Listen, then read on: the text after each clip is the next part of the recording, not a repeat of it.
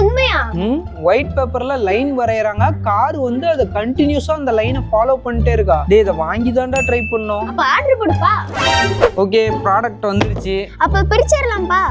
First unbox பண்ணிடலாம். பாக்ஸ்ல car, remote, C type cable, அதுக்கப்புறம் பால் கொடுத்துருக்காங்க எல்லோ கலர்ல. இதுல ஃபர்ஸ்ட் மோடு ரிமோட் கண்ட்ரோல்ல கண்ட்ரோல் பண்ணிக்கலாம். நல்லா ஸ்பின் ஆகுது, நல்லா ஸ்பீடாவே மூவ் ஆகுது. பிரணேஷும் இதை வந்து ட்ரை பண்ணா. ரெண்டாவது வந்து எஸ்கேப் மோடு. காரை வந்து நீங்க பிடிக்க ட்ரை பண்ணீங்க அப்படின்னா சென்சார் இருக்கனால கார் நம்ம கிட்ட இருந்து எஸ்கேப் ஆகி போயிட்டே இருக்கும். மூணாவது ஃபாலோ மோடு. இது பிரைட் சன்லைட்ல இல்லாம இண்டோர்ல வச்சு யூஸ் பண்றப்ப ஃப்ரண்ட்ல நீங்க ஏதாவது ஒரு ஆப்ஜெக்டோ கையை வச்சு மூவ் பண்றப்ப அந்த கார் வந்து நம்மளை ஃபாலோ பண்ணும். இதே மோடு தான் பாலுக்கும். அடுத்து வந்து ட்ராக் மோடு. யூசர் மேனுவல் பின்னாடி ட்ராக் வந்து கொடுத்துருக்காங்க. அதை கீழே வச்சுட்டு காரை ஆன் பண்ணி அந்த ட்ராக்ல வச்சோம் அப்படின்னா அந்த ட்ராக்கை விட்டு விலகாமையே அந்த ட்ராக்கை சுத்தி சுத்தி வருது. இதே தான் அந்த மார்க்கர் வரைஞ்சாலும் சொன்னாங்க. ஆனா ஒரு பிரச்சனை.